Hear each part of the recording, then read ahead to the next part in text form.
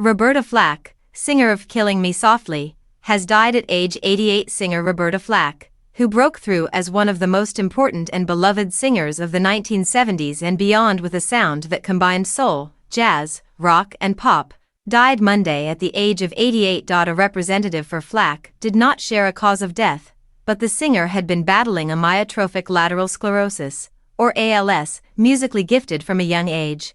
Flack won a scholarship to Howard University at just 15 with plans to pursue a classical music career.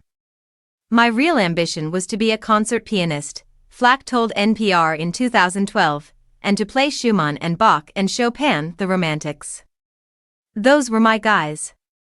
But her teachers discouraged her from trying to break into the mostly white world of classical music in the late 1950s.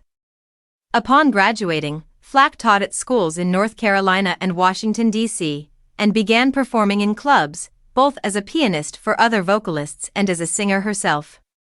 Attention from fellow musicians led to a contract with Atlantic Records, who released her debut album, First Take, in 1969. First Take sold well, but Flack credited her 1970 appearance guest starring on the third Bill Cosby special with "the biggest break of my career," as she told the New York Times. When Clint Eastwood used her version of Ewan McCall's "The First Time Ever I Saw Your Face" in his 1971 movie Play Misty for Me, Flack's popularity soared. The string of albums that followed, Chapter 2, Quiet Fire, Killing Me Softly, Feel Like Makin' Love, and an album of duets with Donny Hathaway, made her one of the decade's most popular singers. In 1971, Downbeat magazine named her the year's best female vocalist, breaking Ella Fitzgerald's 18-year streak. She earned 8 Grammy nominations and 4 wins during this period, and remains the only solo artist to win the Grammy for Record of the Year 2 years in a row, in 1973, for "The First Time Ever I Saw Your Face," and in 1974, for "Killing Me Softly" with his song. Flack's superstardom didn't always translate to critical praise.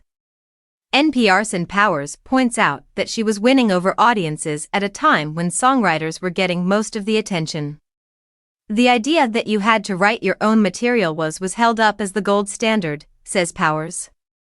"For much longer interpreters were the greats, and Roberta Flack stands with Sinatra, with Ella Fitzgerald, with so many great interpreters of the 20th century, as someone who made every song she approached original." In the mid-70s, Flack's pace in the studio slowed slightly as she scored for film and TV, worked in music publishing and record producing, and engaged in graduate-level coursework in education and linguistics.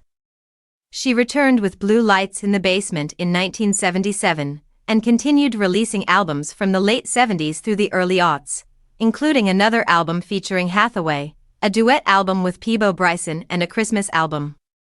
Flack continued performing around the world, though she suffered some health setbacks in the 2010s. In 2022, Flack announced that she had ALS, amyotrophic lateral sclerosis, popularly known as Lou Gehrig's disease. The following year, she came out with The Green Piano, How Little Me Found Music, a children's book about the time her father restored an old piano so that little Roberta could practice at home, co-written with Tanya Bolden. Throughout her career, Flack built a musical legacy by working outside the confines of genre. She was known for helping to shape and define quiet storm R&B, and laid the groundwork for the rise of neo-soul.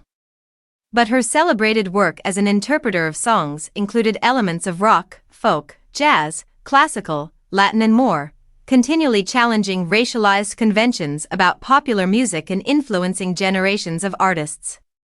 "My main interest is in telling my story through a song, whether mine or someone else's," Flack told NPR's Powers in 2020. "Tell the truth with clarity and honesty so that the listener can feel their story."